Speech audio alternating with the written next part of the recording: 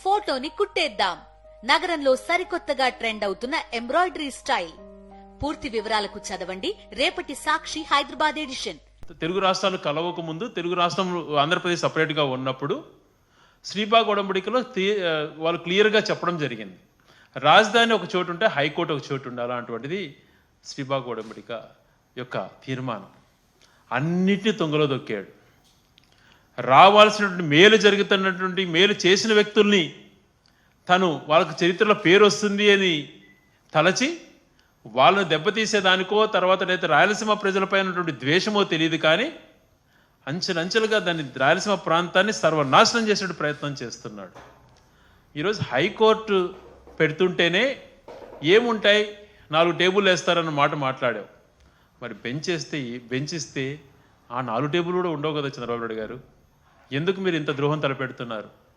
రాయలసీమ ప్రజలు మీరు రాజధాని పెట్టుకుంటే ఏం మాట్లాడలేదు, హైకోర్టు అన్నటువంటిది వస్తుంది అన్నటువంటి ఆశతో ఉన్నారు. మరి ఈరోజు హైకోర్టు ఏదైతే జగన్మోహన్ రెడ్డి గారు ప్రభుత్వంలో హైకోర్టు కర్నూలులో పెట్టాలని తీర్మానం చేసి అన్ని రకాలుగా దాన్ని కేవలం ఒక సుప్రీంకోర్టు డెసిషన్ కోసం వెయిట్ చేస్తున్న సమయంలో హైకోర్టు అక్కడ వస్తుంది కదా అని చెప్పి అలైడ్ కోర్ట్స్ అన్నీ కూడా అక్కడ పెట్టి ఆ ప్రాంతానికి న్యాయ రాజధానిగా చేయాలని చెప్పి తలస్తే ఈరోజు నువ్వు హైకోర్టును అక్కడి నుంచి మూవ్ చేయాలన్నటువంటి ఆలోచన రావటం ఎంతవరకు సమంజసం అని చెప్పి నేను ప్రశ్నిస్తున్నాను. బెంచ్ ఏర్పాటు చేస్తానంటున్నావు, దానివల్ల ఉపయోగం ఏంటి?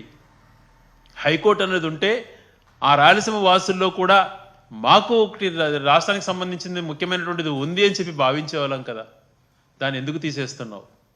లా యూనివర్సిటీని శంకుస్థాపన చేసి పనులు కూడా మొదలుపెట్టినటువంటి లా యూనివర్సిటీని అక్కడి నుంచి తీసేయడంలో నీ అంతర్యం ఏంటి? దానితో పాటు కడపలో వచ్చినటువంటి ఈఎంసీ సెంటర్ని దాన్ని కూడా తీసేసి మరొక ప్రాంతానికి పెట్టుకుంటున్నావు. ఈరోజు గతంలో నువ్వు మాట్లాడావు, ఒక ప్రాంతంలో కేటాయించినటువంటివి ఒక ప్రాంతంలో జరుగుతున్నటువంటి వాటిని మార్చడం ఎంతవరకు సమంజసమో అని చెప్పి నువ్వు మాట్లాడావు గతంలో. ఈరోజు రాయలసీమ ప్రాంత వాసులుగా మాకు వచ్చినటువంటి హక్కును, మాకు జరుగుతున్న మంచిని మా కళ్ళ ముందర తీసుకెళ్తుంటే మాకెంత బాధ ఉంటుంది.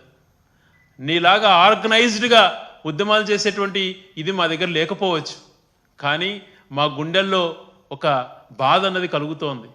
ప్రతి ఒక్కరు కూడా చర్చించుకుంటున్నారు, ప్రతి ఒక్కరు కూడా బాధపడుతున్నారు. ఏంటి అన్యాయం? ఏం చేశాం రాయలసీమ వాసులము? ఉన్నటువంటి హైకోర్టు ఇక్కడ కేటాయించినటువంటి హైకోర్టును తరలించడం ఏంటి? లా యూనివర్సిటీని తీసుకుపోవడం ఏంటి? ఈఎంసీ సెంటర్ని ఏదో ట్రైనింగ్ ఇన్స్టిట్యూట్ ఏదో కొప్పర్తిలో పెట్టాలని దాన్ని తరలించడం ఏంటి? ఏం చేస్తున్నాడు చంద్రబాబు నాయుడు గారు? ఇంత ద్రోహం ఎందుకు తలపెట్టారు అని చెప్పి ప్రతి ఒక్కరు రాయలసీమ వాసులము నిజంగా బాధపడుతున్నాం. మరి ఈ మధ్య నిన్న అసెంబ్లీలో చూడడం జరిగింది. చంద్రబాబు నాయుడు గారే రాయలసీమకు సంబంధించిన హెచ్ఎన్ఎస్ఎస్ జిఎన్ఎస్ఎస్ డిజైన్ చేశానని చెప్పుకుంటూ తనే సృష్టించి తనే పూర్తి చేశానని మాట్లాడుతుంటే చాలా నవ్వొస్తూ ఉంది. ఒక్కసారి ఆయనకు చరిత్ర మర్చిపోతాడో లేకపోతే ప్రజలను తప్పుదోవ పట్టించాలని ఆలోచన చేస్తాడో అర్థం కావట్లేదు. కానీ 1995లో ఆయన ముఖ్యమంత్రి అయ్యి 2004 వరకు ముఖ్యమంత్రి కొనసాగాడు. 10 సంవత్సరాలలో రాయలసీమకు సంబంధించినటువంటి హెచ్ఎన్ఎస్ఎస్ జిఎన్ఎస్ఎస్ అప్పుడు టేకప్ చేసినంటే, పూర్తి చేయని అవసరం లే, టేకప్ చేసినంటే వాటికి అష్యూర్ వాటర్ అనేటువంటిది వచ్చేటివి. బ్రిజేష్ ట్రిబ్యునల్ ఏర్పడింది 2004లో, అంతకు ముందుపు అది స్టార్ట్ చేసినా కూడా ఈరోజు అష్యూర్ వాటర్ దానికి నికర జలాలు కేటాయించబడేటివి. ఒక రకంగా ఎంతో ద్రోహం చేసావు నువ్వు. ఆ ప్రాజెక్టులు వద్దు అని చెప్పి ఎన్టీ రామారావు గారు 83లో 84లో శంకుస్థాపన చేశారు, వదిలేశారు, పేరు పెట్టి వదిలేశారు. 95లో ఎన్టీ రామారావు గారిని దగ్గర నుంచి బలవంతంగా నువ్వు అధికారాన్ని లాక్కున్న తర్వాత 2 సార్లు శంకుస్థాపన చేశాడు ఒక టర్మ్లోనే. ఈ ప్రాజెక్టు 40 టీఎంసీలకు కుదరదు, హెచ్ఎన్ఎస్ఎస్ ఇది 5 టీఎంసీలు చేస్తే చాలు, కేవలం త్రాగునీటి అవసరాలకే చాలు అని చెప్పి జీవో ఇచ్చి ఆ రోజు శంకుస్థాపన చేశావు. మర్చిపోయాడు చంద్రబాబు నాయుడు గారు. పోనీ శంకుస్థాపన చేశాడు, కనీసం కొద్దో గొప్ప పని స్టార్ట్ చేస్తాడంటే హెచ్ఎన్ఎస్ పనే స్టార్ట్ చేయలేదు. అదే రకంగా జిఎన్ఎస్ఎస్కి సంబంధించింది కూడా అది గ్రావిటీతో పోయేది. గండికోటను 28 టీఎంసీలకు పెంచాలంటే ఆ ప్రాజెక్టు అవసరం లేదు, దాన్ని చేయాల్సిన పని లేదు.